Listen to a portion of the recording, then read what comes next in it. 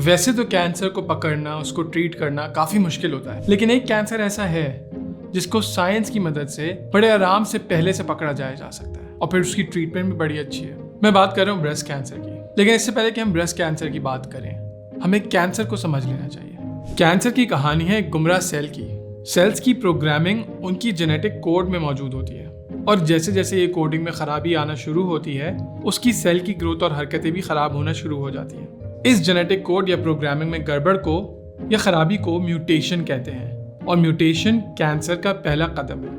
ये बिगड़े हुए mutated cancer cells normal sales का खाना पीना भी इस्तेमाल करते हैं, अपनी नॉर्मल लिमिट से ज्यादा ग्रो भी करते हैं और सारी की सारी ब्लड सप्लाई अपने पास ही ले जाते हैं। इससे क्या होता है? इससे वजूद में आता है ट्यूमर, एक बड़ा एबनॉर्मल साइज ग्रोथ, जिसकी वजह से बाकी सेल्स के न्यूट्रिशन कम पड़ रहा हो। अभी कुछ टाइम के लिए वीडियो को पॉज कर लें और एक इम्पॉर्टेंट बात सुन लें। सेहत A to Z के जरिए अब आप किसी भी बीमारी के मुतालिक अपनी जुबान में मुकम्मल इंफॉर्मेशन हासिल कर सकते हैं और तो और ये सारी इंफॉर्मेशन जाने माने डॉक्टर से हासिल करता है। तो level up your health game और अभी डाउनलोड करें मेरी सेहत की application for a healthier and happier Pakistan.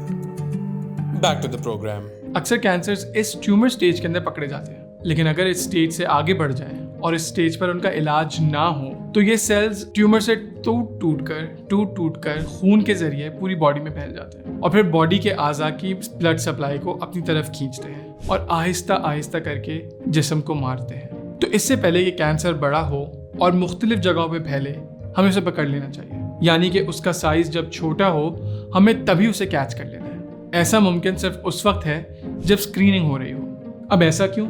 इसमें स्क्रीनिंग की क्या जरूरत है? अर्ली स्टेजेस के अंदर ट्यूमर ना ही तकलीफ कॉज करता है और ना ही आराम से नजर आता है, इसीलिए वक्तन फवक्तन स्क्रीनिंग करके ट्यूमर सेल्स को पकड़ना, उनको जांच लेना बड़ा फायदेमंद साबित हो सकता है। ब्रेस्ट कैंसर का बेहतरीन इलाज स्क्रीनिंग है। वो सारी खवातीन जो 40 साल या उससे ज़्यादा उम्र की हैं, उनकी हर 1 या 2 साल के बाद मेमोग्राफी के जरिए स्क्रीनिंग होना काफ़ी इंपॉर्टेंट होता है।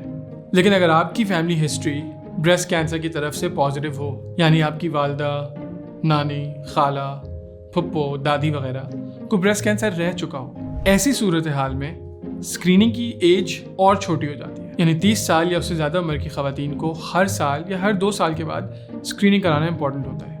लेकिन इसके साथ साथ जेनेटिक टेस्टिंग भी की जाती है। वही प्रोग्रामिंग जो हमने पहले बात की थी, उस प्रोग्रामिंग को सेल्स के अंदर चेक किया जाता है। अगर वो प्रोग्रामिंग या म्यूटेशन पहले से मौजूद है तो उसका ट्रीटमेंट पहले से ही शुरू हो जाता है। स्क्रीनिंग ब्रेस्ट कैंसर का बेहतरीन इलाज है कि उसको अर्ली स्टेजेस के अंदर ही पकड़ लिया जाए और उधर ही उसके ऊपर काबू पा लिया जाए, क्योंकि जब ये बड़ा होगा और हाथ से निकल जाएगा तो उतनी ही मुश्किल और तकलीफ होगी। अगर खुदा न खास्ता किसी को ब्रेस्ट कैंसर हो जाए तो उसका इलाज कैसे होता है?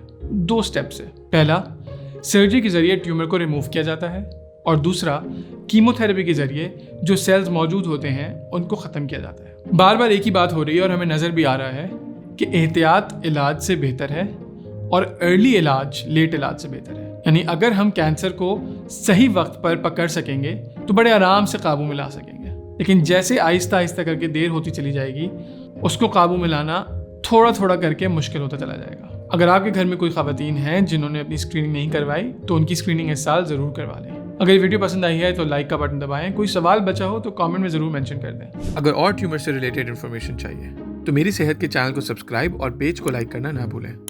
अगली दफ़ा के लिए इजाज़त दीजिए। This is me Asad Khan signing out. Allah हाफिज़।